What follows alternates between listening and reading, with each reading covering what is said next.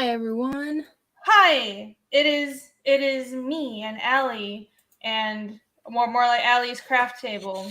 Ali's crafts today because I am a little bit behind for the Celtic Festival. So today you guys get to watch as I do all the stuff that I'm selling tomorrow. But also what you didn't see while she was playing the intro was I dropped this on my floor. And I almost singed my carpet, but I didn't. I got it fast enough, so. Good. I'm glad you didn't singe your carpet. Crisis Set averted. your house on fire. Crisis averted. Yeah, but I think that's really cool. We will. Ali's on craft cam tonight. You should do that more. Craft cam. Yeah, craft cam. Yeah, Ali's doing pyrography. I'm not the only person that does pyrography. Everybody. It's true. I've been doing it for a while. I have my Lord of the Rings one right above me. If you want to see it, Renie. Oh, I do. Show me. This is my Lord of the Rings pyrography sign. Nice. It's like it's Led Zeppelin plus. So ramble on, but I've got the Shire with little Gandalf and Pick a Hobbit. I've got the Witch King of... Well, hold on. Which way am I going? Okay. got a Horse of Rohan right there. Nice. Yeah, Rohirrim. Got an Even Star. Got a bunch of ships going to the west. Got a little golem creature. Yeah, nice. Right there. Got myself a Smaug that I'm pretty freaking proud of. That's a good Smaug. Yo. Got a lot of detail in there. Those freaking scales, bro. Yo. Took me. I'm looking at this thing backwards. Okay, there we go. Yeah, those scales took me like a billion years. I want everyone to appreciate we all of it. those beautiful scales. Well, I do. And the scary face. Look how scary he is. Rawr. And then my Witch King of Angmar up there. Mm-hmm. This is the first big thing that I did. Mm-hmm. Was that, and it's that's really nice. We talk about Lord of the Rings all the time. Mm-hmm. But I also have these boxes that I make.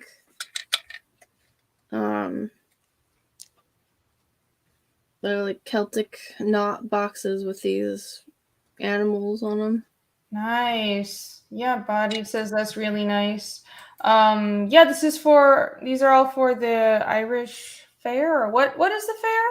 The Celtic Festival. Celtic Festival, right. Yeah, this is look at my little fishies. Aren't they cute? They're very cute. I didn't get to finish my mermaid box, but that's okay. I've got crosses too. All these crosses that I'm doing. Nice. I have a unicorn, which is the official animal of Scotland, by the way. Bidding starts at 50, everybody. Let's go. No. Just kidding. We can stop. Sorry. Yeah. No. This is not an art stream. It's fine, please. I think it's all very cool and you should show off all this stuff. So we are, I kind of proposed this subject last minute, and I guess that's what we're doing today. And I don't know if I really thought it through that much, except I know I could go on forever talking about naming and character names and place names because I made a whole ass language and I have a whole naming system and the cultural naming system for my world and for the continent that my story takes place in. So the subject for today is naming characters mostly, but also place names and just making up names for your story, whatever, like magic's moves or I don't know, weapon names and shit like that, and just anything we can think about that pertains to that subject. How important is a name? Should a character name have meaning? Is one of something that ties into that. I guess we can start there, but chat, if you have any questions pertaining to that subject, just throw it out there. Well, after all, what is in a name? Toes by any other name would smell as feet. Huh? Oh, you mean right? So like, even if you call something, it would. It doesn't matter what something is named. It doesn't change the nature of it. Yeah, but yeah, that's true. But I think I appreciate it when a writer does put more thought into a character's name. But at the end of the day, it's, I was reading a script writing book, and the writer was just like, yeah, it doesn't really, names don't matter that much. I'll just call my character Sarah. I was like, it doesn't matter. But sometimes, like, especially because I'm more of a world builder, I appreciate when people put thought into names and when there's like double entendres and stuff like that. So yeah, chat, you guys know how this goes. If you guys have any questions and if you want to have anything to say, we interact with the chat. That's our whole modus for this show. So yeah. Yeah, I can't not think about names that I like, things that I name things.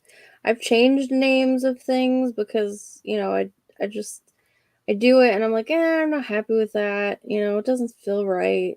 I think the for the longest time, my race of characters that are like not the albinos didn't even have a name because I couldn't figure out what to name them. But the albino name, which is Neolite, that actually came before I even knew what I was going to make them.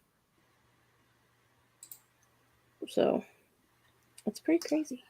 I think what does Allie's kid think of Lord of the Rings, says John. She liked it. Cool. Your kid is awesome. She said her favorite characters were Aragorn and Legolas. Yeah, as most people's favorite characters are. So I find that when I'm writing, I don't focus on any names in the initial draft. So if you read like the early drafts, the way I write, I'll have an idea and it's all very functional. Like this happens and then because of that this happens and then sometimes I will, for example, if a character goes to a new town and they meet old, like a character that it needs to help them in this town, I will just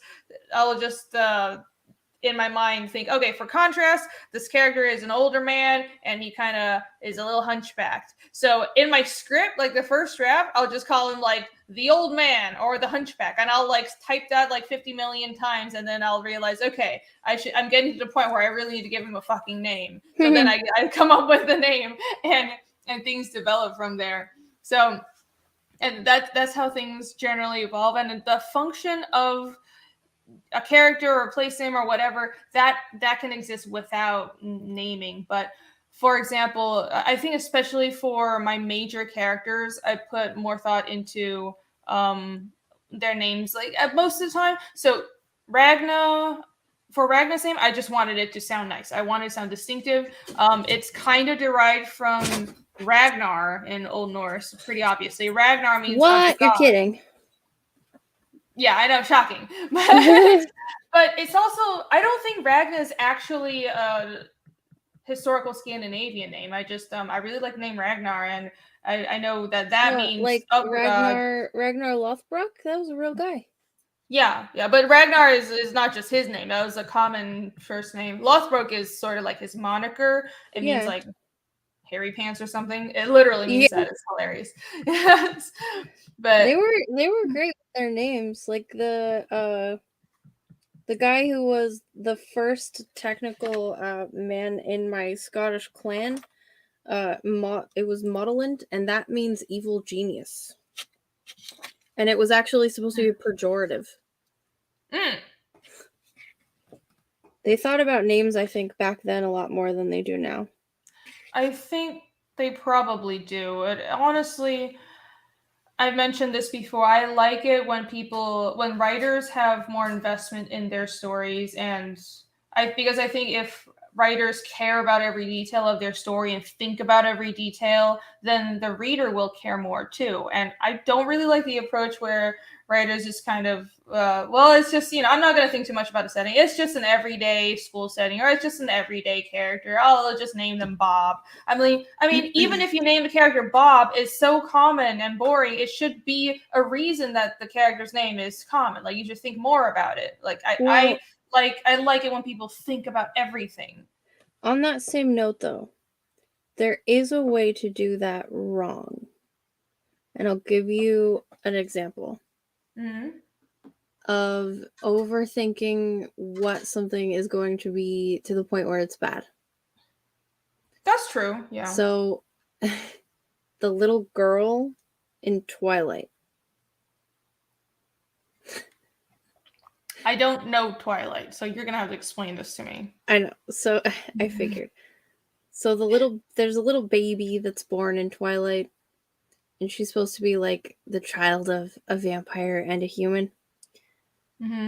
And she the chick names her after a made-up name that is supposed to be her name and her mom's name and her like hubby's mom's name put together. And it's really stupid. It's Renesmee. That's a mouthful. Yeah, it's really dumb. And she got a lot of crap for it. So there are wrong ways to do it. I don't even think that's overthinking it. That's just approaching it from a kind of dumb way. Yeah, well, it's not a good... Yeah, it's not a good series anyway, but, like, there are right ways and there are wrong ways. Yeah. I mean, it's not that... I guess what you mean, I get what you mean. In that situation, if the writer had just gone for, like, Sarah or Lily, it would have been better. Well, even if she had said, like, I wanted to take a name that was similar, so it's Esmeralda. It's like, oh, okay, cool. Like, magical name. Yeah. That would have been better, I think. Esme and Renee. Like, similar, I don't know. Or even, like, we gave her 2 middle names, because that's a thing. I think Harry Potter's kid had, like, 2 middle names. Yeah, or can you use a variation of the mother's name and then use the other name as a middle name? I don't know. It's just what strikes me with that is it just doesn't seem like what most people would do, and that's why it doesn't work. Except, there are some people that name their kids stupid things, so I take that back. However, I did meet a little girl whose name was Aowen, and I was like, "That's a cool name." That's cool. Yeah, I'm all for that. Yeah, and I was like, "Do you like Lord of the Rings?" And she was like, "Not as much as my mom does." Aww. I was like, "Oh no, poor little Aowen." It was sad but cute. I was like, "Well, you're stuck with it now." Everyone knows. Oh, but my kids' class last year had 3 Cal-Ls. Oh my gosh, really? Yeah, it was crazy. It was like 80 kids and 3 of them named Cal-L. That's weird. Like, what happened, like 13 years ago that made everybody name their kids Kal-El? What, Smallville? Yeah, Smallville. Oh, Jesus. I don't know, but... Sometimes people are really cringe. But, I mean, at least, like, they could grow up and be like, my name is Cal, and people will assume it's Calvin or something. Yeah. Lorna says, "Hail! Hello, everybody." Kanye naming his kid North. Yeah, there are people. For some reason, just like fucking famous people can't just give their kids some normal names. They're like, ooh, we're going to have to name them some number change shit. Like Elon. Frank Zappa named his kid Moon Unit, and that was back in, like, the 80s. Yeah.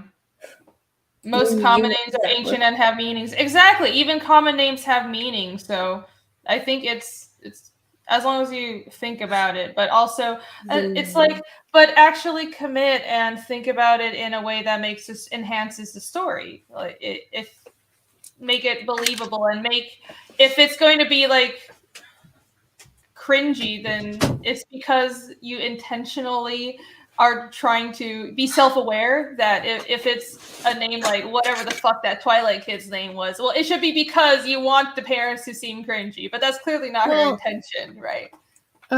Renie, what? Well, you know what? Never mind. Okay. It was gonna be a dumb question. No, there are no dumb questions. Thank you, Alex. No, this was dumb. Oh, Yellow Flash says he named his son Kal-El. Not even kidding. Kal-El's a fine name. He did, or he would. I think he said he did. I'm just surprised there are so many people with that name, you know? Yeah, I mean, and it was so many that, like, you know, legit, my kid could marry one of those little boys. Yeah.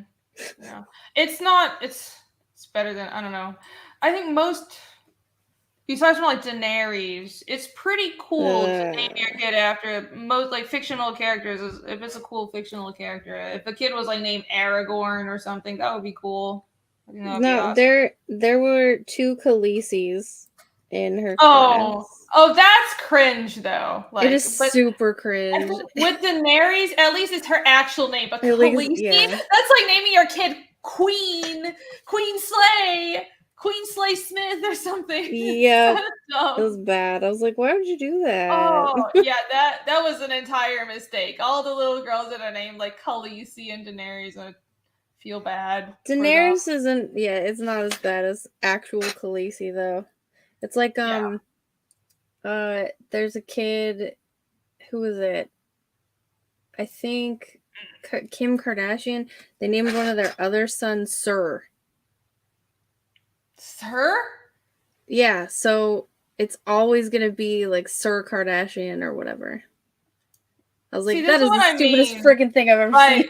It's like the more fame you get, the dumber you get with some people. It's like they run out of ways to feel special, so they're gonna name their kids fucking like I don't know, Dust or Paint or like Leaf. Actually, Leaf is a nice name. I know somebody. I literally know somebody named Leaf. Oh, well, like Leif, like Lei. No, Leaf. Leaf. Oh. Mm-hmm. I know. Yeah. I like the name Leif, like the Norwegian name Leif. Yeah, Leif Erikson. I met a guy who had giantism, and he was actually from Norway, and his name was Leif, and I was just like, I'm in love with you. Yeah, that's a nice name. But I mean, I think a lot of Scandinavian names are sexy. So. He was 7 feet tall. I was like, you are an actual giant. Yeah, he's Norwegian. They're like, half of them have Viking blood and shit. Yeah, but we took I'm 5'2", remember? We took a picture. Yeah, I was like, I can just touch the tip of your hair, which is actually 2 feet long.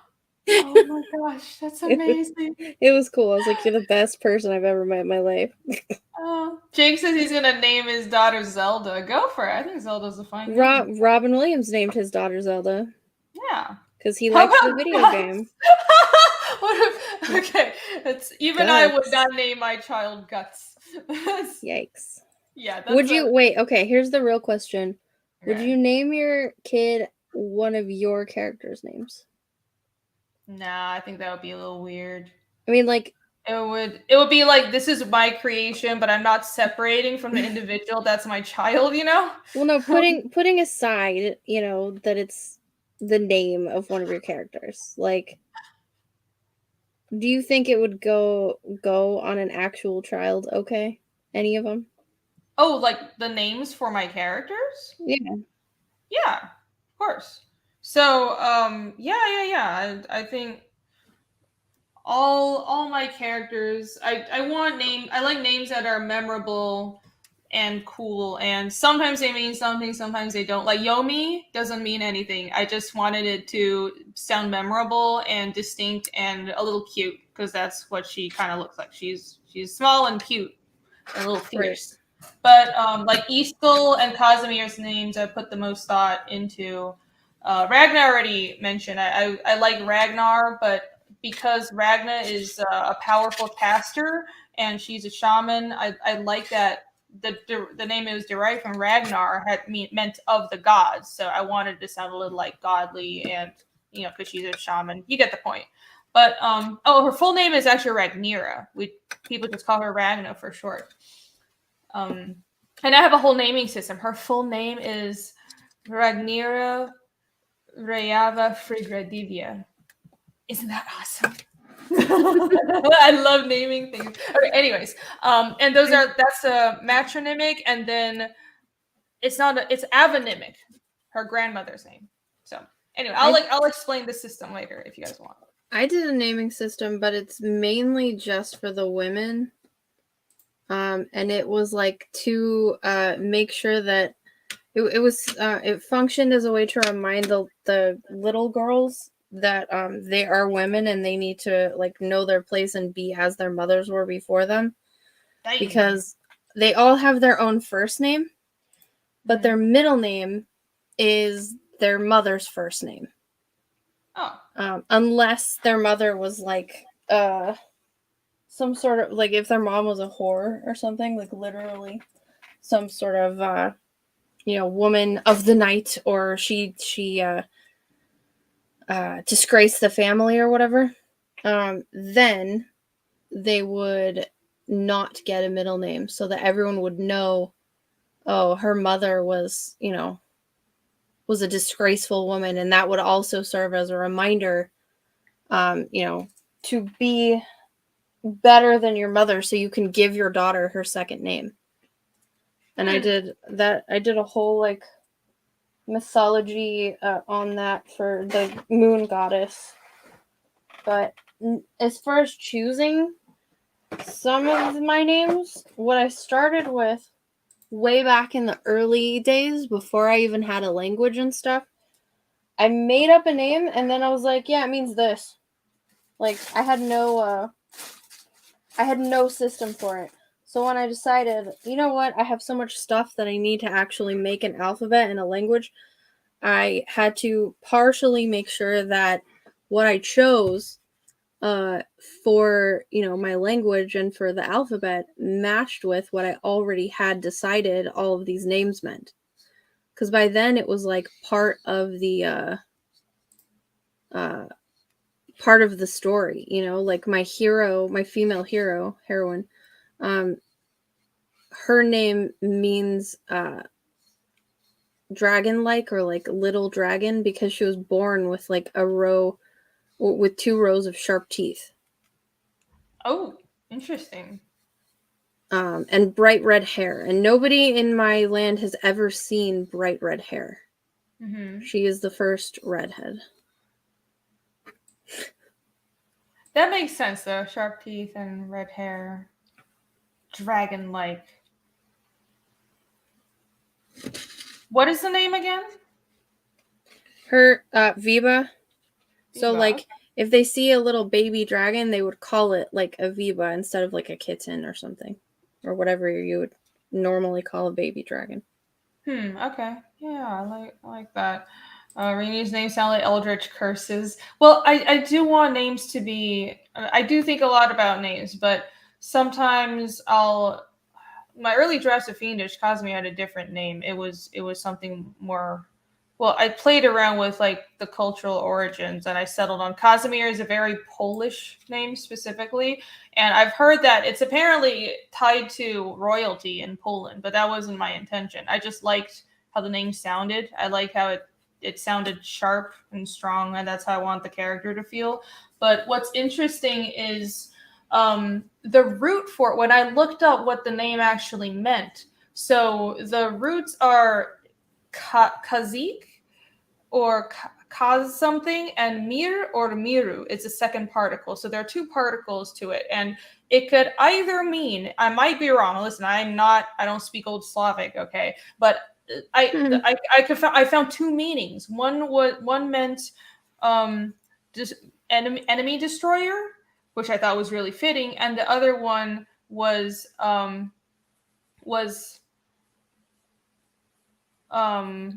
enemy destroyer or world destroyer. The other one was something more like peacemaker, and I was like, that's a huge dichotomy, and I don't actually know which one is the real meaning, but it could be both, because the way a lot of name particles work is it's like an ancient word, but it's truncated, and it like multiple particles are added into a name, right? So I liked that there's an ambiguity to it, and I think that fits his character change, because he starts out the story as a strong fighter, but eventually he goes on, and don't spoil anything, but he does things to change the world for the better in a unique way later on in the story, but he has to go through character development to get to that point. So I liked that kind of deeper meaning that I found there. And Iskal it's not an actual real world name, but it's similar to the Old Norse name Eskil, which means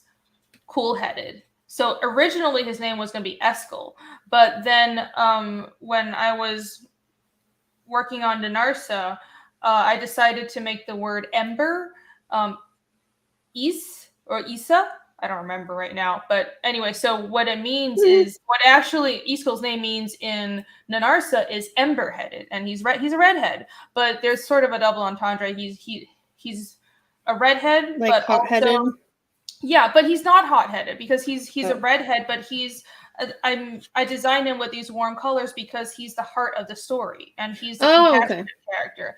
But so his name is in the Narsa means ember-headed and like warm-headed, but there's a double entendre because it sounds like the real world name Eskil, which means cool-headed, because he's usually the one that's trying to keep the peace, and he sees everybody's point of view. You know what I mean?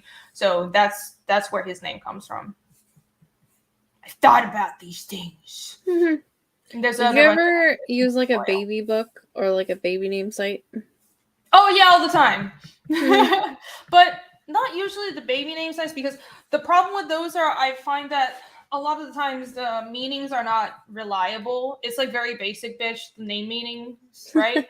So a website I use, there's a website that specifically has a lot of, on top of names, it has a bunch of other Old Norse cultural stuff.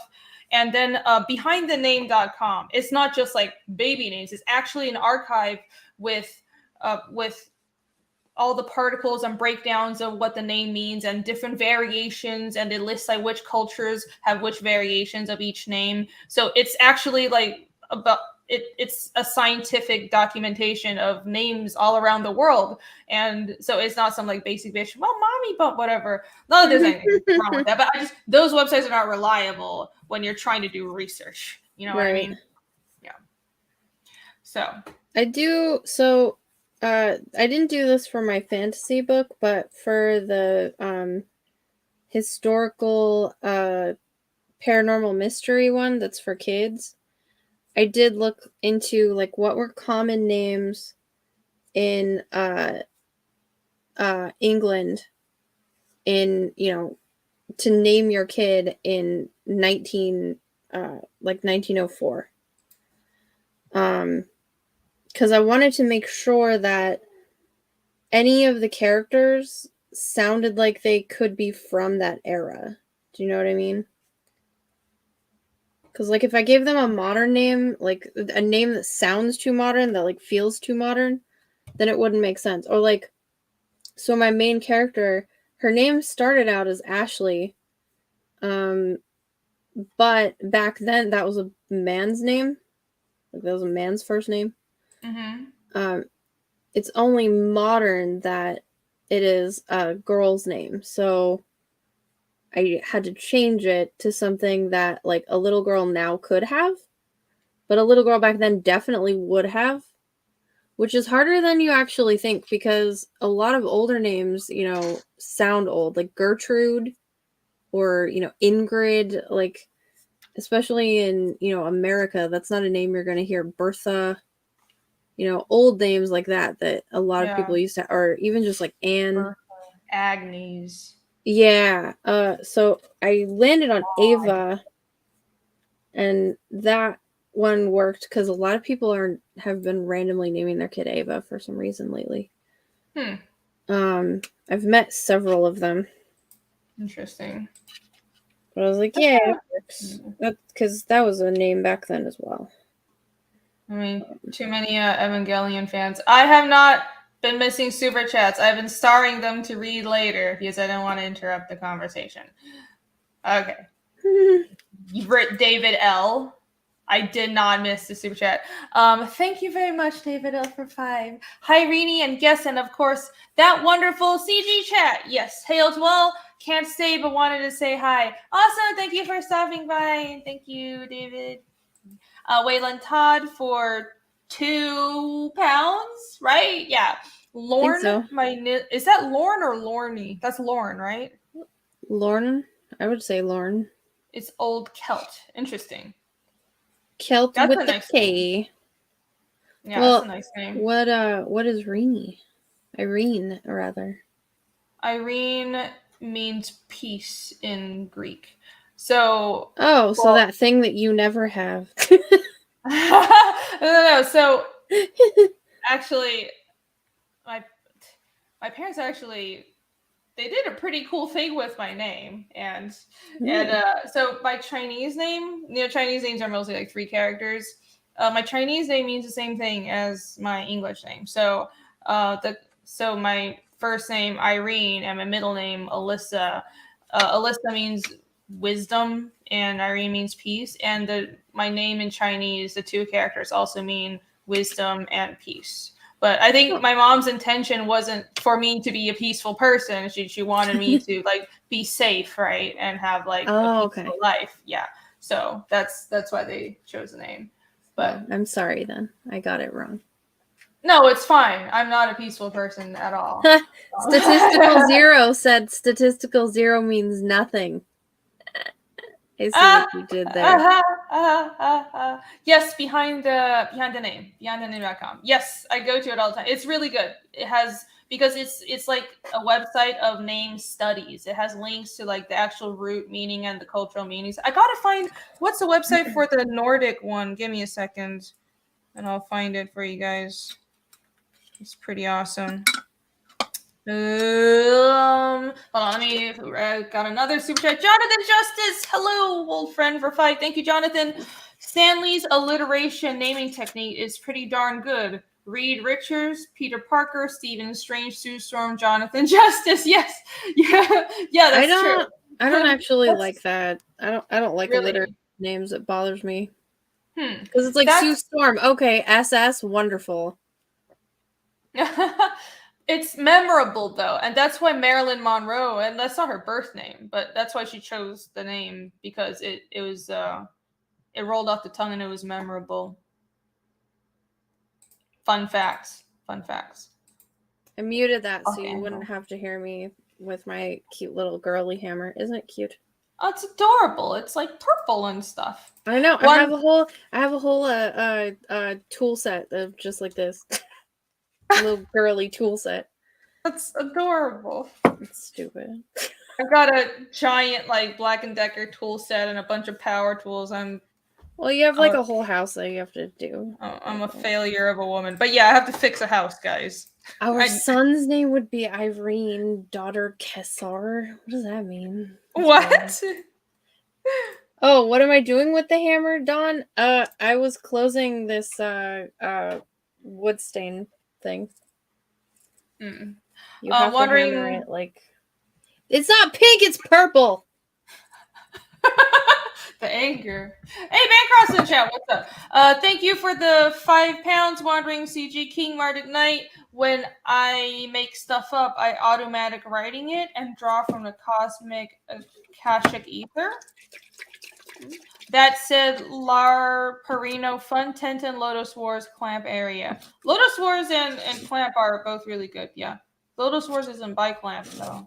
but I like both of those things. Yeah, Record of Lotus War is an anime series, and Clamp is a manga creation, a manga team.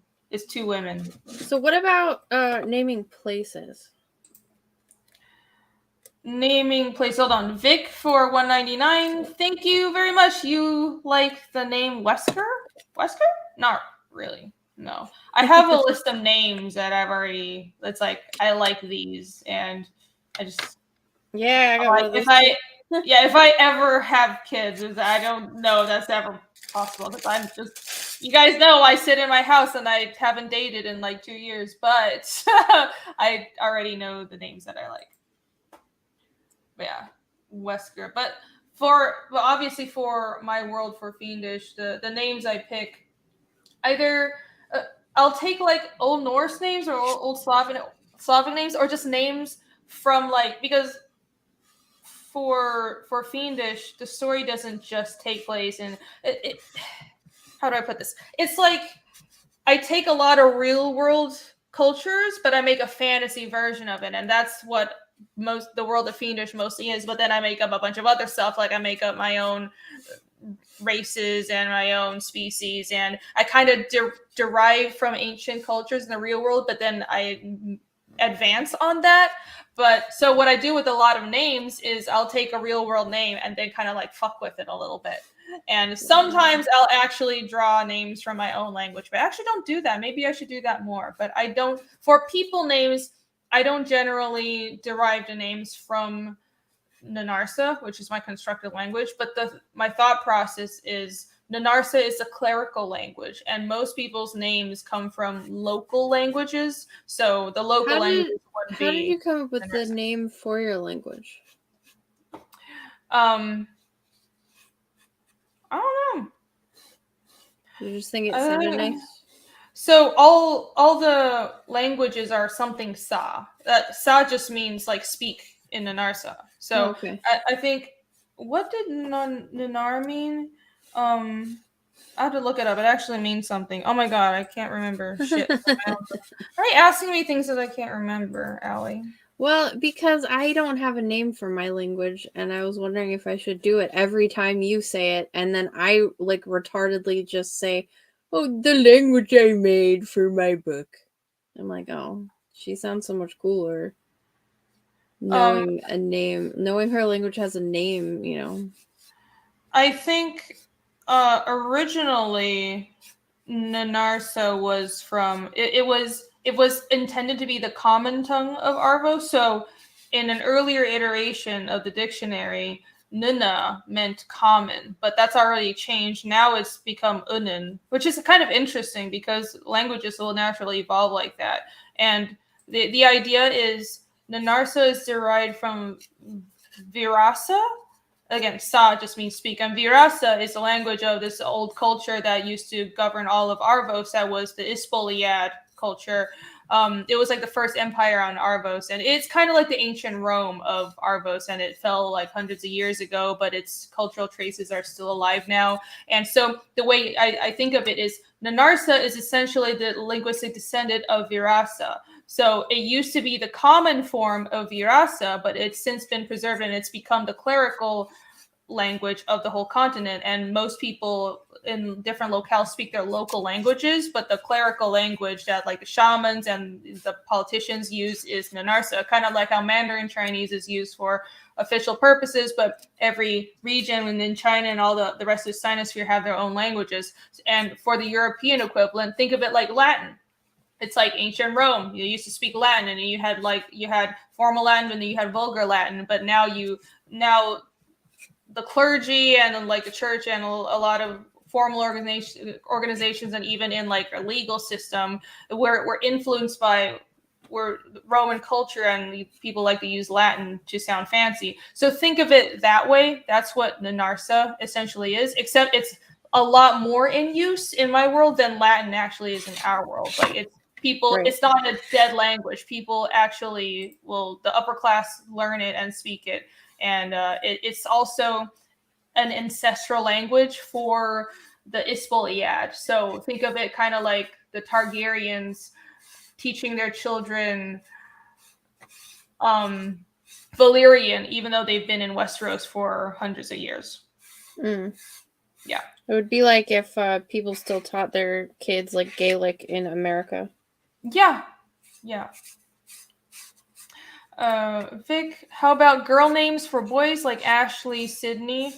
I don't know. I don't particularly. I think as long as it's not something that'll make your kid, get bullied and make your kid look dumb, then I don't particularly care. A lot of names are just kind of ambiguous anyways. Ashley and Sydney. Like, these things change. A lot of names change and become unisex or switch between boy and girl. I didn't know my name used to be a boy's name. Oh yeah, Allison. Yeah, it sounds like it would be a boy's name, but I was actually surprised because I didn't grow up in America. I thought Allison was a boy's name, and I actually know a boy named Allison. The only Allison I knew growing up was yes. And then I came to America. A boy named Allison. Yeah, but I came to America, and all of the boys I know, all the people I know named Allison were girls. So yeah, but so my middle name is Nicole. And there's actually a man whose name was Allison Nicole Lauderdale, my actual name, but he was a man. And it freaked me out because I was just Google searching my name, right? And I found his gravestone. And I was like, whoa. Oh, no. It was like died blah blah a couple hundred years ago or something. And then it said married to, like, the name of the person that they were married to was a woman's name. And I was like, what is this? Like, no, Nicole was spelled the same way. It was crazy. And I was freaked out, and I looked it up because I was like, was it a lesbian? And that's how I found out that it was actually a boy's name. And then my dad was like, oh no, that's not what I named you after. Remember, I named you after that song. And I was like, I know. I fucking hate that song. That's very interesting. I think there's so many variations on, like, the Nick something name. It's like Nicola for English speakers because it ends in A. You think it's a girl's name, but obviously he's like Serbian, so Nicola is a guy's name. But I don't know. Yeah. Nikolai. A lot of like Slavic male names will end in A all the time, and I was confused by it at first before I got used to it. I've never met a boy named Allison. You know what? I've only met one other Allison in my entire life. Really? And she spelled it wrong. She had a different spelling, you mean? Yeah, she spelled it wrong. Okay. She did. She just spelled it wrong. My way is right. All other ways are wrong. Correct. That makes sense. Michael D. asks, will your creative languages figure into your stories, or is this your personal headcanon? Let me show you a page where this is certainly not headcanon, sir. This actively factors into my storytelling. Let me show you guys something. What do you mean will your created language figure into our stories? How long have we been talking about this, Michael? Oh, holy crap! Did StreamYards just update so you can share tab audio? And you can share a tab from your browser? Oh my. You always could do that. No, not for me. Oh. It's probably because I use like a weird ass browser. Yeah, so whoops. What the fuck did I just do? What browser do you use? I use Microsoft Edge. What? Don't laugh at me. You're bullshitting me. What? Shut the fuck up. No, you don't. Okay, you don't fine. Use that. You're lying. Nobody uses Edge. What is it? I do. 2002. I guess it is, Ali. You know what? Shut up and go back to your fucking painting. I'm trying to show people my comment. So anyways, look in chapter 2. We have a whole page where I nerd the fuck out about my language. And there's like a message carved into the trees. And this is Casimir shaming Easkell over not being able to fucking read, even though he's 13. So, yeah. Well, it factors into my story. She has put it literally, what is it, probably on every page of your story almost, like that you have writing. Also, characters speak in Nanarsa. Hold on, let me pull up another page from chapter 1. What does he think we do? We just sit around and twiddle our thumbs and go derpy derpy doo all day. Like, that's a word now. No. We're serious writers, Michael. No. Michael hasn't read chapter 1 of Fiendish, so that's fine. But I hope you will get caught up. Yeah, thanks a lot, Ali. I ordered it. I was too late for the first one. I ordered the back one for the second chapter 2.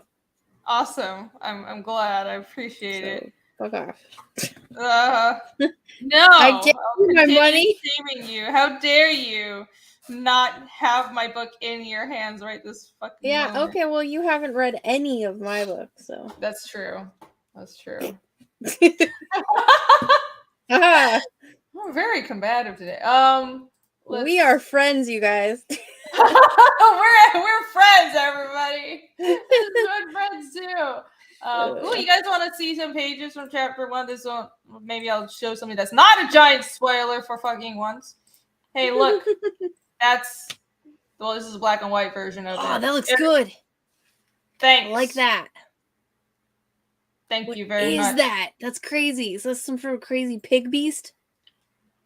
Yeah, it's like a pig that's rampaging because it was spoilers, it was attacked by a demon, so it's rampaging, and it was charging at Ragna, so she spears it with a tree because she could cast earth runes, and earth runes are part of earth runes are they manipulate like earth or stone or eat like tree matter, so she just like stabbed a tree through it with a rune. Yeah. Think of my magic system as, well, at least for humans and Isfoliad, because my magic system is divided by species. Different species have different magical abilities. For humans and Isfoliad, it's elemental. So I have like an elemental chart, and different people will have proficiency in different elements. But Ragna has like earth, life, heat, water, and cold. She has a lot of domains. She's kind of a prodigy. But she's not a Mary Sue. You'll see. It's read Fiendish to see how you actually write a female character is really talented, but not a Mary Sue at all.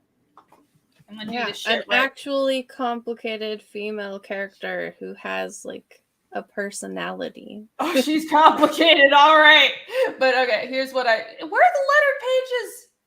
Okay, there you go. Oh my god, I'm such a dumb bitch. There. So. These are the letter pages. Look, I have the character they speak in Nanarsa. I lettered pages in Nanarsa. Behold, look at this. Look. I put my language in my book. So see, losers. Behold. I'm not calling. No. I would never call. No, they're not losers, but I love them. See, pay attention. But anyhow, so didn't you say that you were gonna do a whole book of just that?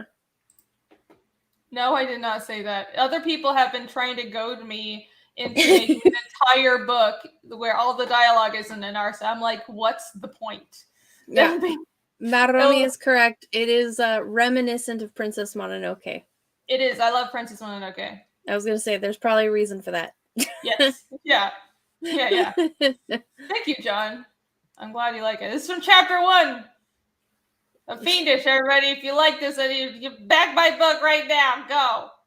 Yeah.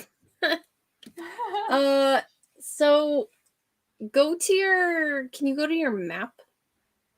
I was about to do that because I was going to circle back and talk about place names. Oh, so okay. Ooh, our brains were going the same direction. Yeah, we're like syncing up and twinsies. Oh. Syncing up? You did not just say that. our brains are syncing up. Oh no! Like other oh no, that's horrible. Have you ever lived in a house with a woman and you think your parents are syncing up? It's like everybody's just a giant bitch at the same time. It's horrible. No. Okay. I have not.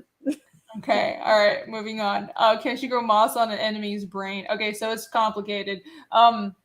She can make plants grow, but that is not the same as the Earth domain. So the Earth domain is strictly manipulating material. Solid Earth is basically solid material. Like I call it Earth, but it's because my domain element chart is like the 4 states of matter. So I have solid, gas,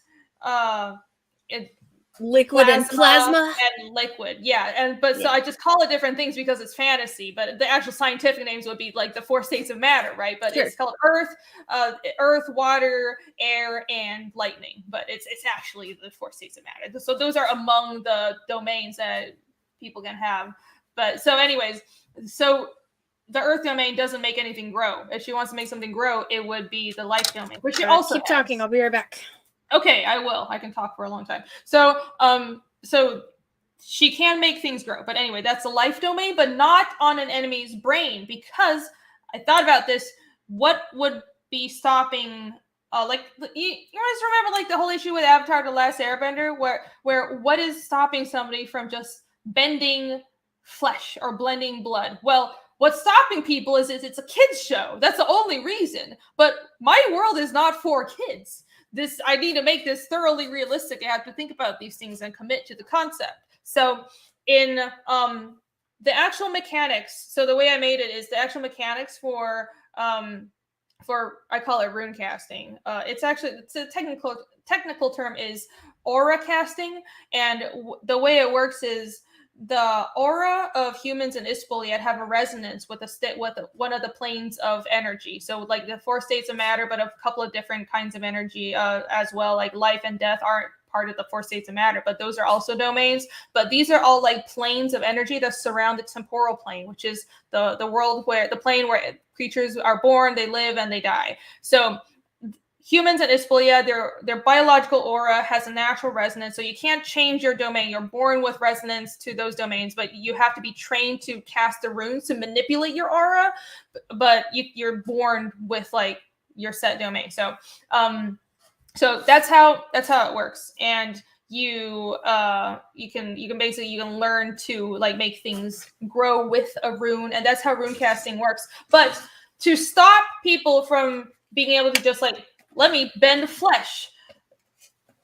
Essentially, the biological aura around a conscious living being acts as a repelling force against any effect cast on them. So you can't actually cast an effect on the body of somebody. You can only like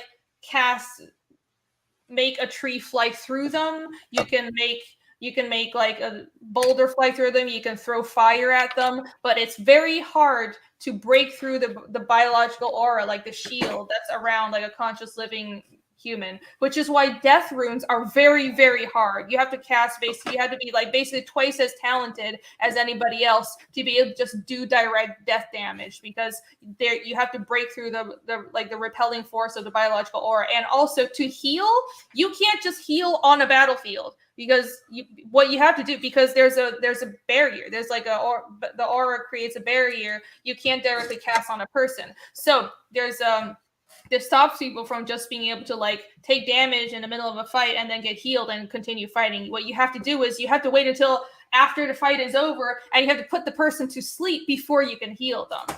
I thought about everything. Trust me, everybody. I've thought about all of this. I have no life, is what I'm saying. No, this is no life. Does that make sense? That makes sense, right? Hi, what's up, Granda? Hello. Water bending can bend blood. Places.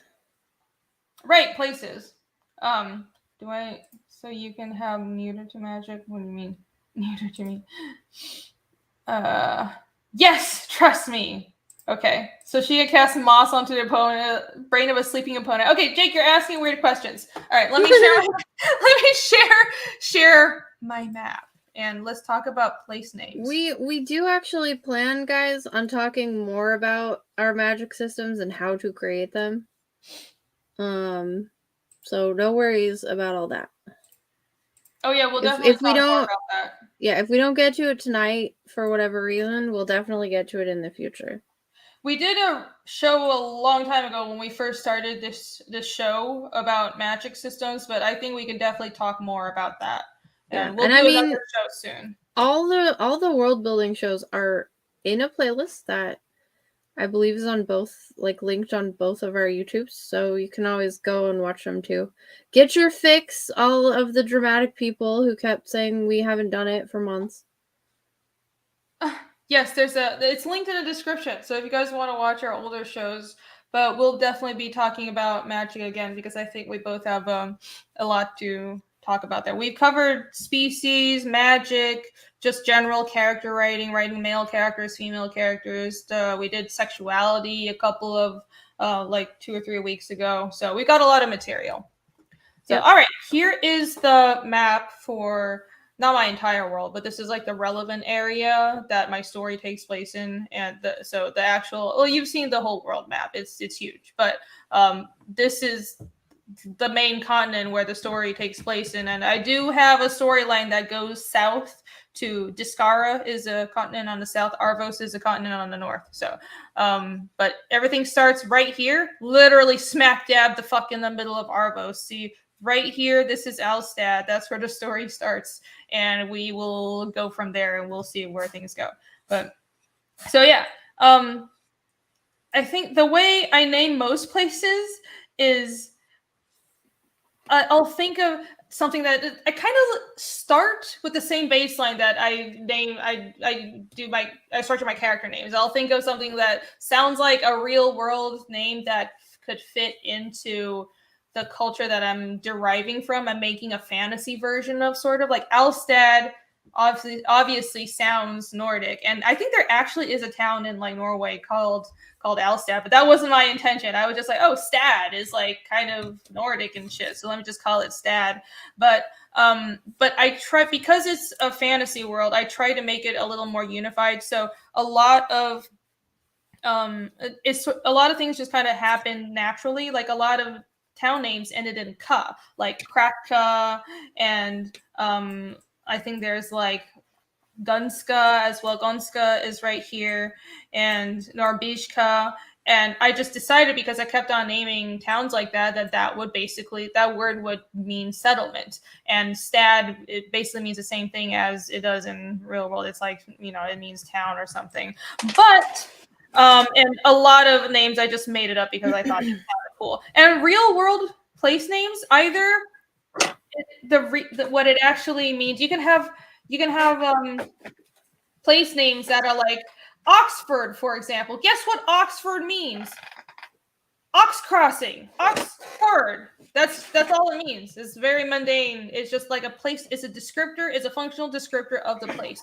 Or you can have a place name that's just really esoteric and nobody remembers the actual origins of it.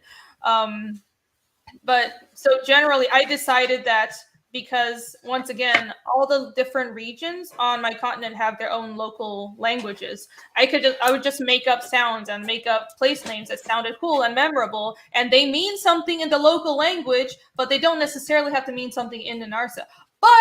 But once in a while, I do actually use Nanarsa names, and I tend to do that for really important places that everybody would know. And the reason for that is because Nanarsa is the clerical language that everybody speaks. So Malkenka, for example, is a very important citadel. This was the capital of the Viren Empire that I mentioned before, this ancient Rome sort of society, except it was nothing like Rome, but like an equivalent would be like this ancient empire that fell a long time ago. So anyways, it's like this mountaintop citadel, and nowadays it's the center of shamanic knowledge for the entire continent. So Malkenka is sort of like the soft power center for the whole continent, and people will come from all over the continent to go there to study, and it's like this fortress at the top of a mountain. So Malkenka's name actually means something in Nanarsa. Malkin is the name of the guardian spirit of the mountain, and Ka, it means settlement. So Malkenka means Malkin settlement, and the mountain name is Malkendorf,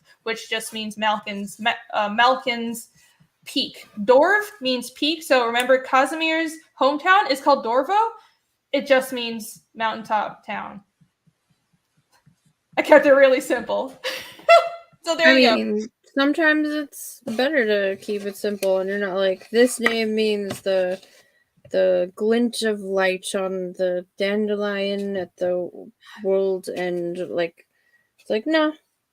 It's just like in the real world where there's names that mean something simple. Exactly. Basically, most of the place names, I just made them up and I settled on something that sounded cool. But if they do mean something, I make it simple. I don't go with like, this means like Ali said, white dandelion hair aisle or something fancy like that. No, most place names are just really functional, like green tree or something. Like in America, we have a town that's literally called Joshua Tree. Like, come on. Let me see what other places actually have names. So Kreiskeld is the name of this little mountain range, and that literally means small mountain range. Kreis is small, Kelds means mountain range, and the Viskelds means green mountain range. Vis means green, and Kelds is mountain range. So, and then you can see the Vis is repeated in Visunga. That just means green plains, and that's the name of this area, the plains over here. And there's a town called Visca. It just means green town. So I was like, okay, this area has a lot of trees because this is like the fertile area of the continent. So everything is Vis. There's a lot of like green everywhere. And Froskia means, I think that means like Scarlands or something, because this area of the continent is like all rocky and uninhabitable. So it's called like the Scablands or something. And Suruja, I don't remember what that means. It's something like wastelands, but it also means something in Inarsa. I'm doing a terrible job of explaining this. Let's see. Ayolimri means, white plains. Ayolimri. Yeah, that means white plains or shining plains or some shit like that. There you go. I'm so great. Here you go. Alkranak and Skamanak mean, Skamanak means, I think that means Dagger Island in Inarsa, and Alkranak means Arrow Island. So Dagger Island and Arrow Island. And Nalenak means island in Inarsa. And Nalenak means flower island, because this island is actually, it has like poisonous flowers on it. So you're not supposed to go there, because if you go there, you'll die. There you go, the end. So if we're going in the direction of like names that are, easy, names that mean something simple, so you know that Pearl, which is spelled P-R-L-E, the country from Rotting Crown, my prose novel, is, I've said it's a waterlogged town. I'm wiping my gloves off really quick because I want to get out my shitty map, even though it's shitty. And it so most of my names are like, oh my god, I spilled something on this, I think. So most of my names are like the names of what it is. So like that's a field, basically. Sasthen is just like, it's next to what I named my ocean, which is Sast. You know what? I have a scan of that. Hold on. That might help. It looks ridiculous that I'm trying to do that. No, it's fine. Lasparius has no idea what I just said. I just rambled on about place names and my made-up language for like 10 minutes. That's fine. Welcome to my channel. Yeah, now it's my turn. There we go. Okay. Now I don't have to friggin' wiggle my fingers like an asshole. So it's not great, and I'm gonna have someone like redraw it so it's pretty. But it's like, so as far as naming stuff, right? I need to hide that thing. I named my directions. So I've got, and I just did that because I liked it.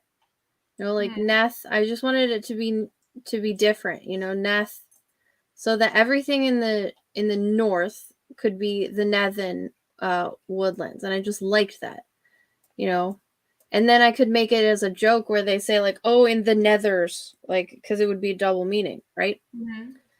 And then worse was west, just because I wanted to be able to say like something instead of just western. I wanted it to be cooler, so it was just like a worsen Sast Isle. So all that really means is that it's like a big island in the west on the sea, which, oops. Did I do that? Oh, I did that. Yes. That's your map. That's my map. Okay. I have it. I don't know what happened. I did I was showing someone else your map. Oh, cool. That's why I have that. Well, thank you. Some person asked, how big is the world in square miles? I don't know about square miles. I know. So for mine, Arvos is I forgot how many. I have a scale here. It's a little less than the continental United States. So it's quite big. Scale here, she says. So it's probably 4/5 of the continental United States. There you go. So I brought it back. Okay. So I could sort of finish like, all right, so Seth, I just wanted it to be, you know, different. I wanted it to be something where when you said it, it's like it's close to English, but not totally English. So like it could easily do it. But then I liked that it also fit together nicely. So like east, you know, is Urs. But if you're going this way, you would say like nethers, you know, so you're going nethers. But if you're going southeast, you would say sethers. And I liked how it sounded. It feels nice to say it. It also separates it more from the real world. I do like that, yeah. But it's not too different. Yeah. I do worry sometimes, like I made up a whole ass language, and I think the people who read Fiendish, like they know what they're getting into. They don't mind me using the Narsa words here and there, but it's a bit of a barrier for entry. So I think it's really smart the way you did it, where it's not too different from English entirely. Well, I'm also doing prose, so you know, with yours, since it's more visual, obviously you can like tell things, you can show things, and people can choose how much they absorb, you know.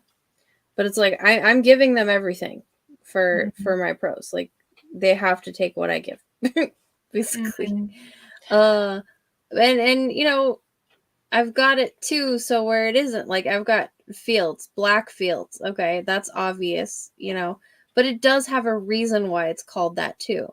Or like this river here is one river, but it's called the Two Bloods because down here it splits into two rivers. One is called the Wersen Blood and the other one's called the Ursen Blood.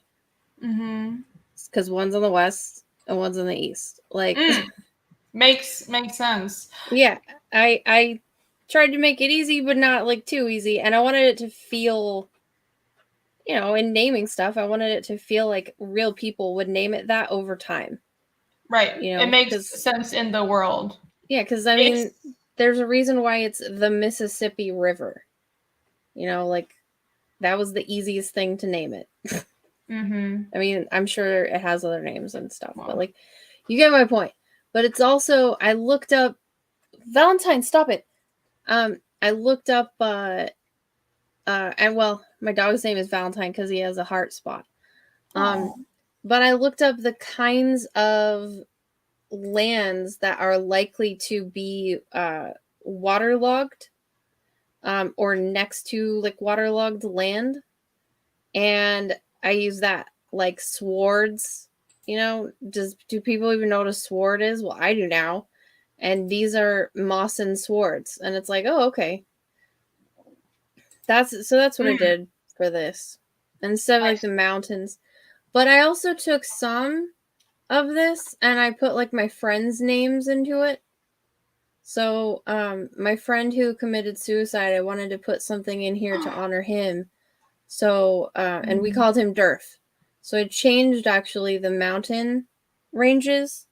There was something stupid before anyway. So I was like, oh, we the Durfin ranges for my friend, you know. That's nice. Because he was like, you know, strong like a mountain. And I was like, that's a good way for me to remember him. And then like my friend whose nickname I call her Jackals, I named these, there's Windlands and Meadowlands, and I named those after her.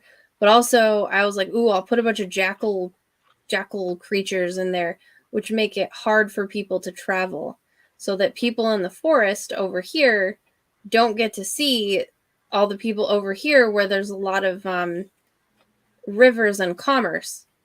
And that way it can be a totally different, like, it's easily explainable as to why it's a very different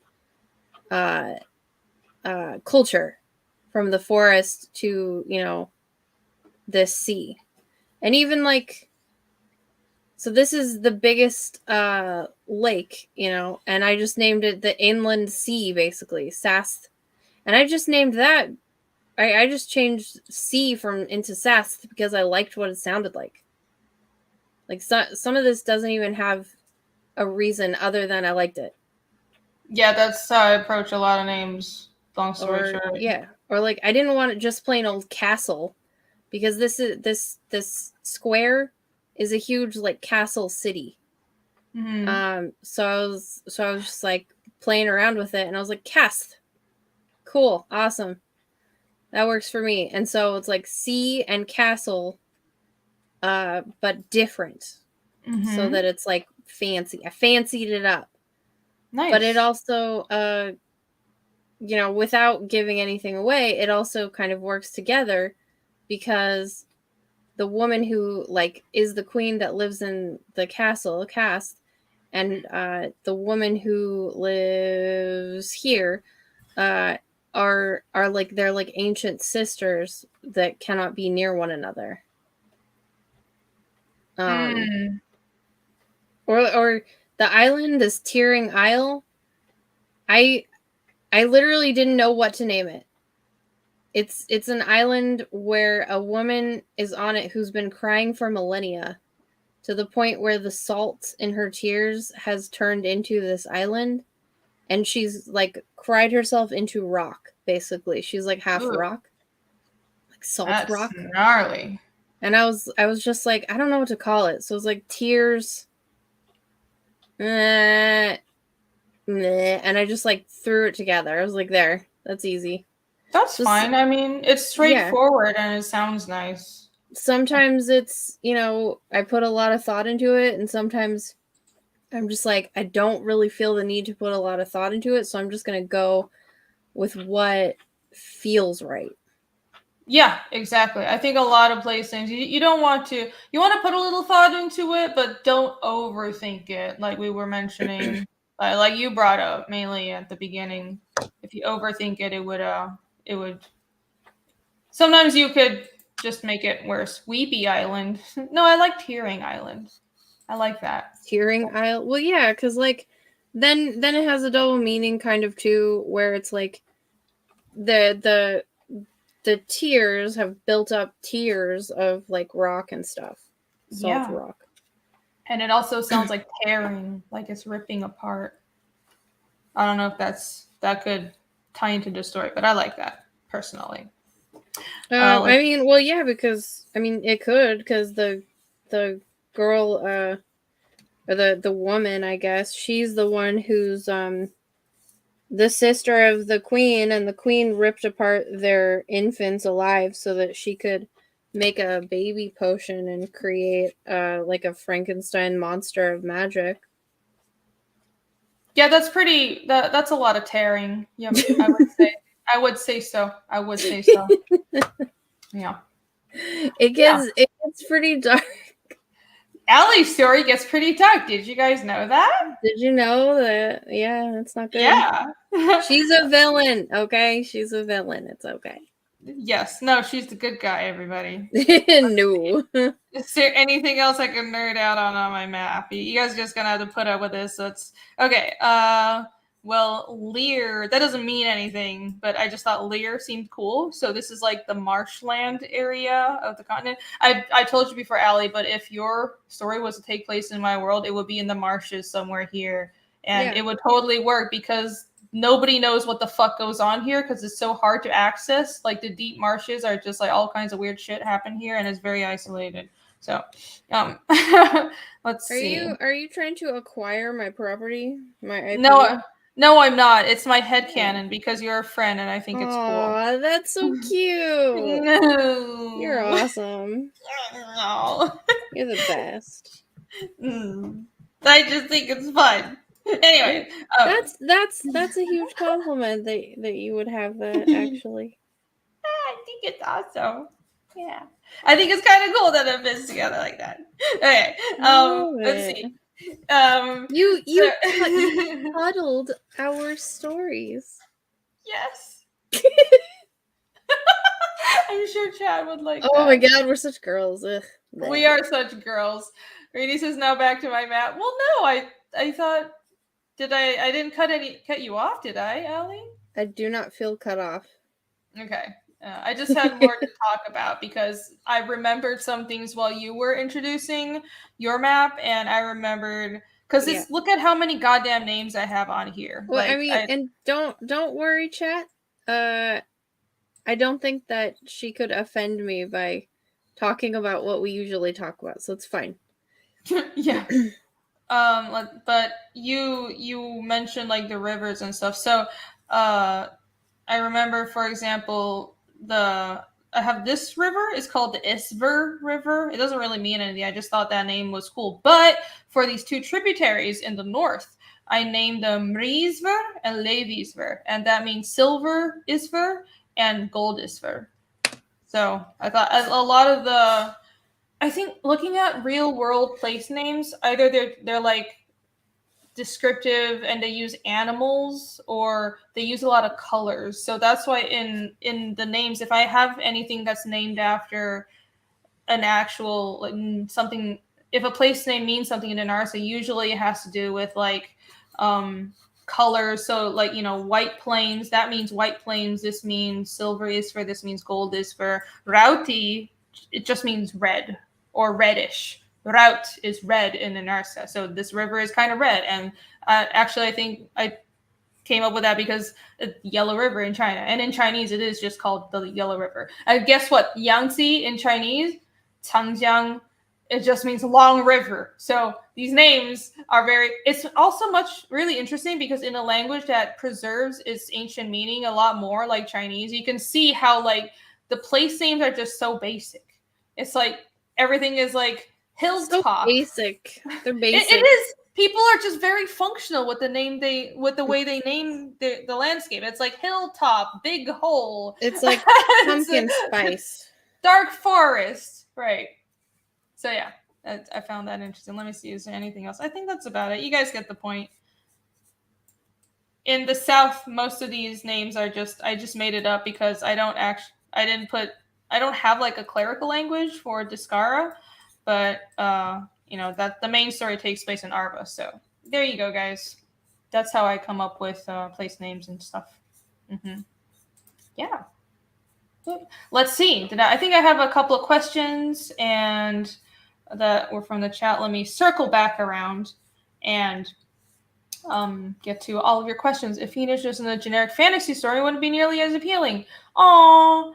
The attention to detail, the depth of characters, the mechanics. Alex, you're so complimentary all the time. You make my insanity seem like it's not as insane and pointless as it actually is. So I really appreciate you. Okay, Django Solo had a few. Oh, sorry. Go ahead. Someday, guys, it will actually be pleasant to look at my map.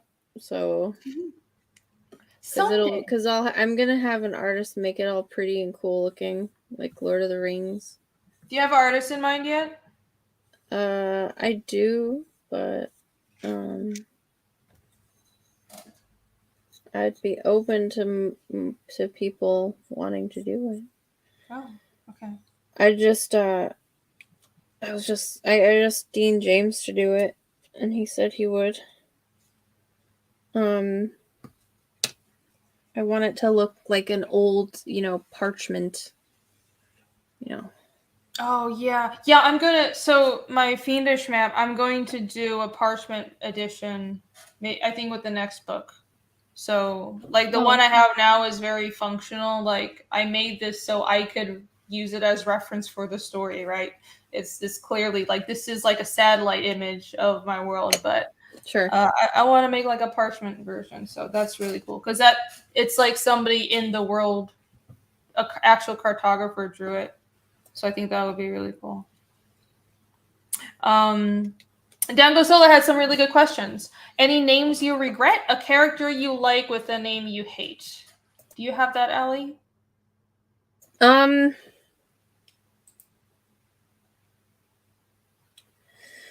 Well, I did change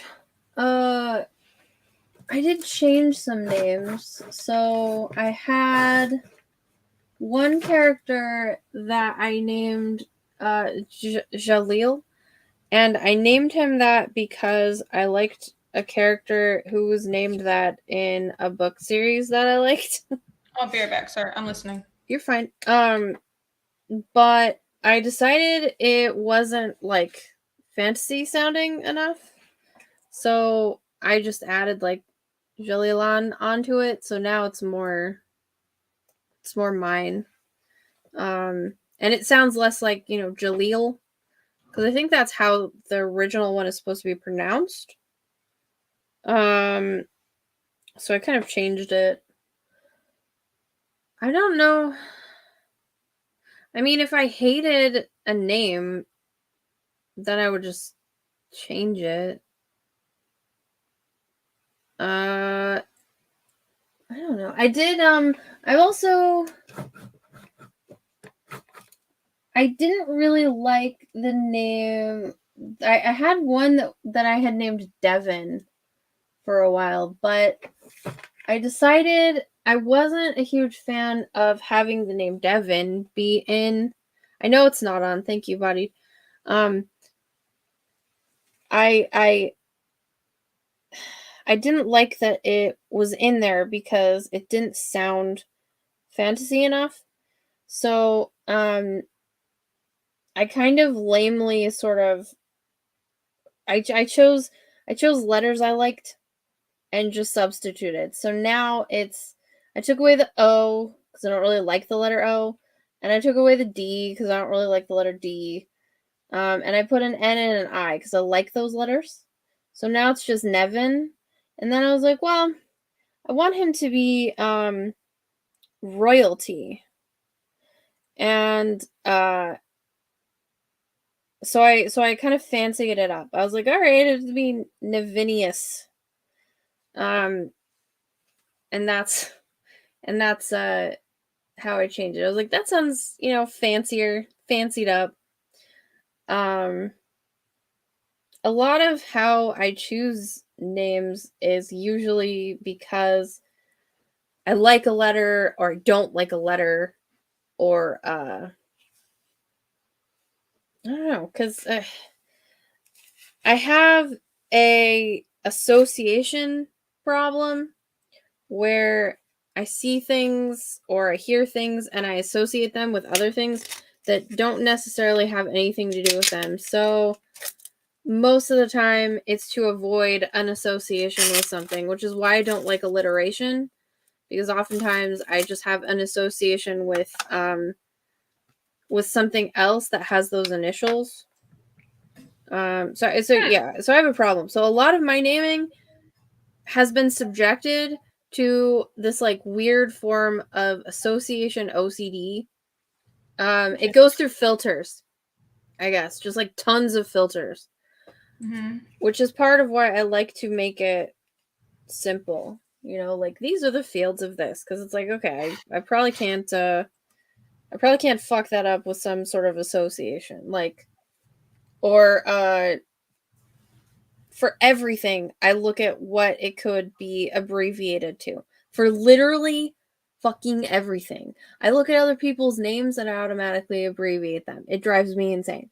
Interesting. But it's like a personal preference on like just personal, I guess, quirks, but preferences you have and you carry that over to your writing, right? Yeah, well, because like I think it started because of my initials. When I was in like 7th grade, people found out what my initials spell, and I got like hell for it, and it just sort of like created this thing in me that now I have to fix it. So where it was Sue Storm. I couldn't do that because it's SS, and that's what I would be thinking about all the time whenever I did that character. So Okay. yeah, so I see. can't do that. But I like never my initials realized that. L, my initials are ANL. Yeah, I So realized. yeah, so as soon as I hit 7th grade and like it was a bunch of Kids. little, snotty boys, Mm-hmm. it was just like constant hell for that. Oh, that sucks, man. Kids are such assholes. And I'm telling the internet that because I'm a friggin' genius. But whatever. A lot of people already Well, knew. we are theoretically older than 7th graders and more mature. And Mm-hmm. yeah, let's go on the internet and call each other poo poo pee pee. Yes, Chris. NML. I never think about. Okay, so you have to think. This is what like just terrifies me. You have to think about all the possible ways when you're naming your kid that somebody could possibly make fun of them for it, and I'm just like, oh gosh, terrified. That was what I did for that. That was actually the thing I was most terrified of when I was gonna have my kid. Was like what people could, like what other stupid little kids could do with her name. I went crazy with it. Everything. Kids are shitty. Short names, long names, like nicknames. I went through everything. Mm-hmm. Well, you have to. That's good that you went through that. I don't know. My name doesn't abbreviate to anything weird, but kids make fun of me anyways because that's just how kids are. Children are horrible, horrible little pieces of shit. You have 2 names though, don't you? Like 2 versions of her name anyway. Yeah, well, they didn't use my real name. They just made them nicknames because I wasn't a popular child. Well, see, but they can suck it because I'm making more money than them now. The worst that I got for my name was Alice in Wonderland. Because there's not a lot you can do with it, and like, ow. My feels. Like, what do you say to that? Like, oh no, you hurt my feelings. Or like, for the longest time, I legit thought that the band Alice in Chains was Alice in Chains. Oh, interesting. Yeah, it turns out, sounds like that. Yeah, it turns out when I grew up that's like a porn star, but whatever. Of course it would be. Vic, for $1.99, our son's name would be Irene, daughter Kazar. What? Irene. Oh, you're naming your son Irene and daughter Kazar? I don't know. I might get him made fun of because Irene is still a predominantly girl name. So yeah, I would worry. But thank you for the super chat, Vic. Thank you. Down go Cello for 5. Thank you. Nothing to do with names. Do you think physical promotional material for cons is worth the money? Might get something made in time for Tampa Con. Almost read. It was like Tampon? Tampa. The convention in Tampa, right. Yeah, physical promotional material. I mean, I always, because it doesn't cost that much to just make like a small stack of flyers. I usually make something for conventions. And I don't do that many conventions anymore anyway, so I think it's worth it. Like normally, when I first launched Fiendish, I straight up went around to all the comic shops I could drive to and handed out flyers. Didn't do shit. They also didn't give a fuck about my book. They were just like, "Oh, that's really nice." Yeah, I was like, "Okay." Clearly, what actually ended up working was promoting on YouTube. You guys are awesome. Thank you. But I think at conventions, having like a little giveaway, might as well. Yeah, it doesn't hurt. Go for it. Let's see. Did I miss any super chats? I hope I didn't miss any. All right. Y'all want to hear me? We'll wrap up in like 15, but for the last leg of the show, you guys want to hear me nerd out about how my naming system, because I promised that I would go through that, right? So you guys ready for this? I don't know that they're ready.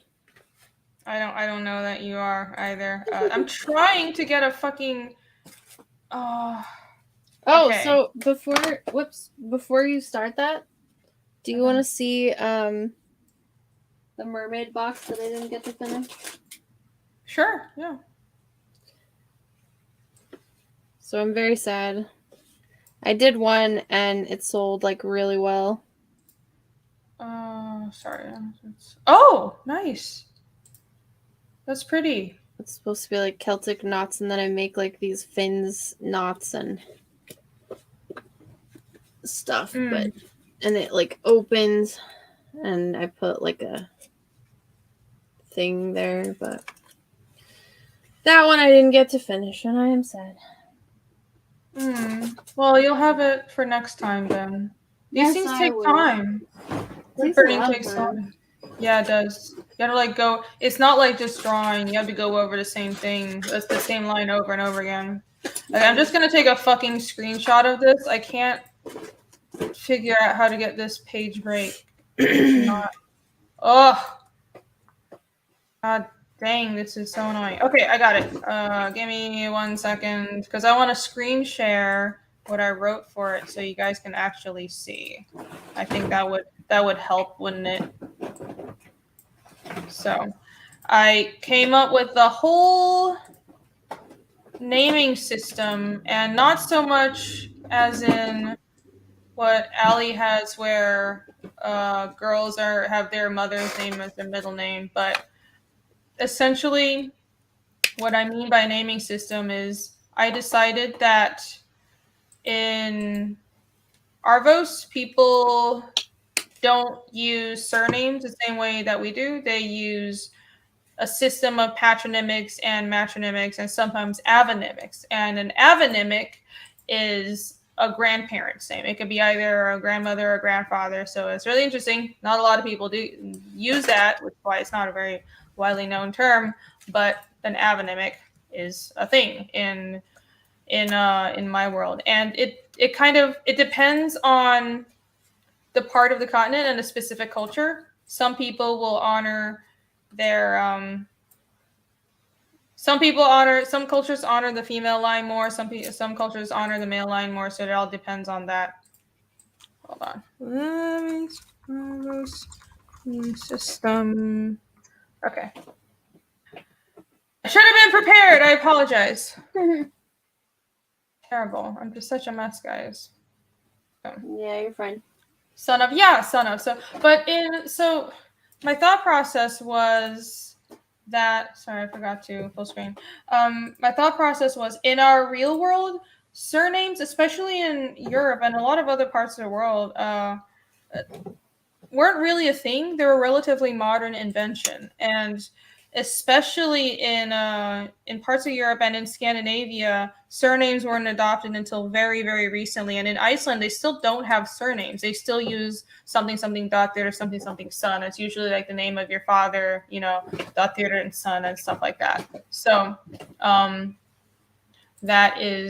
so I decided to create a system that was similar. And also in Russia, they don't have middle names. They use patronymics as middle names. So it's like if you're Igor, son of Ivan, you would be like Igor Ivanovich, and then your last name, right? So, all right, let me actually share my goddamn screen so you guys can see what I mean. Boop. All right, there you go. So I have a whole system that is very blurry text. Are you okay? I got stain on my monitor. I'm fine. It went off. Russell Hall said, when did OJ's system take up art streaming? Oh no. What? Oh, because of the gloves? Oh. Okay, thank you for the 2, Russell Hall. Appreciate it. I'm not gonna do crafts and stuff where I can get my handprints all over them. Ellie has a festival. That's why she's doing crafts. I have a Celtic festival tomorrow. Mm-hmm. Yeah, you're rushing to finish stuff. I'm sorry, this is like kind of blurry as well. There you go. That's better. So, all right. So on Arvos, again, depending on the culture, because this is a generalization for the whole continent of Arvos, right? But in general, this is how most people structure their name. So Ieva. Ieva means name in Narsa. And Ieva is just your given name. And I also thought about how in ancient Rome you have the tria nomina, and that's like Romans and Roman citizens, you have like the three names, and like Roman names are so interesting because I love how names reflect the culture so much. Like Roman names are, it's like it's your family name, and you have a first name, but it's like designated and recycled within the family, and then you have like your family name and clan name, and girls and daughters are usually, they're just called, like if your father is, I don't know, um Lucio or something. That's not even a real Roman name, but the daughter would just be called Lucia, and then the second daughter would be called Lucia the second. Like you just be called like according to your family's name or your father's name. And it's so interesting because the Roman naming system reflected how the culture was about your family comes first. It's not very individualistic. It's all about structure and duty, and your clan comes before you, right? So well, I mean that's why there are like how many? There are like 15 Cleopatras, I think, and then there's like I don't even know how many Ptolemies. Like everybody yeah, says, oh, this one, like the whatever, and it's like no, this was a whole thing. Like that's what they named everybody. yeah, because the names are recycled, and I think it's useful to know about history. Like, if you're gonna write fantasy, know your history, because there's so much to learn from history. You learn a lot about the human condition, how humans and how society reacts to problems throughout history, and also you notice patterns like how naming systems and certain structures reflect the general approach to life that a society has, and like the Roman naming system reflected how their society was. So I just thought that was kind of interesting. So I wanted the same thing for my world, and in my world it's not structured as in, I didn't want to use a surname because this is not a very structured society. There are barely any kingdoms. The only real kingdoms on the continent of Argos is like there's Erisek, which is it's sort of like a kingdom, but it's a loose kingdom. Borders are very ambiguous and blurred. They have a bunch of alliances. Drakia is kind of a kingdom, but it's not really a kingdom. It's a mercantile society, and the leader is a merchant prince or a merchant princess, because it's like a capitalist merchant society. They built a society on trading around this bay, and they're sailors. And then you have Lear, where they don't really have one leader, but it's an alliance of city states. So my point is, it's not a very like, there's almost no central government, and I wanted the names and the way people think to really reflect that. So people honor their parents more. You honor your father, and you honor your mother, and sometimes if you want to differentiate, maybe your grandparent did something great and you want to honor your grandparents. So different families and different cultures would just choose like how you want to, which one of these names you would pick. So and some cultures have clan names, but not really surnames. There is, I guess here the word for clan name is the same as surname, which is Vetrayeva, and that literally means venerated name. So your clan name is like it translates to the venerated name, and you would, cultures that use clan names would be because you're venerating like your origins. But most people have an Ieva, which is your given name, which is very distinct and individualized because the society is highly individualistic. And then you have a Matieva, which is a matronymic, Otieva, which is a patronymic, and Jurayeva, which not everybody have, that's the avonymic, and then Vetrayeva and Dunieva, which is your full name. That just means like the whole thing put together. And there's also, this is something that I thought it was really cool. I'm really proud of this. There's something called a Zoyozieva, which means secret name. It's a secret name. Zoyos means trust. So Zoyozieva translates as trust name. And that is a secret name that children are given all across Argos, and most even on Discara, it's just called something else. So people in my world, they give children a secret name that only the family knows and that only the gods are supposed to know. So at like usually like at a month or so is like the naming ceremony, because it's like, okay, we've had this kid, probably not going to die. It's been a month. So they have the naming The naming ceremony is the pre-industrial society. Probably not going to die because it's been a month and Ali's queen hasn't gotten to it. Oh yes, exactly. Yeah. So the naming ceremony is to report like the official child's name to the gods, and like the family has decided on this name.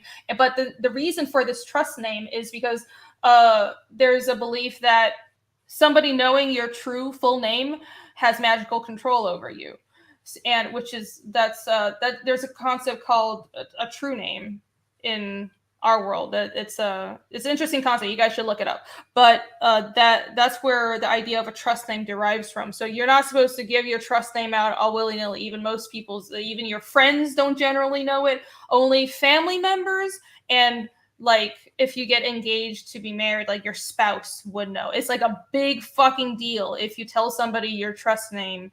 And I think at some point in the story, I might have a scene where two characters tell each other their trust name. And that's a big deal, because that means I see you as family. I trust you with my life. That's what it means. I give you magical control over my fate.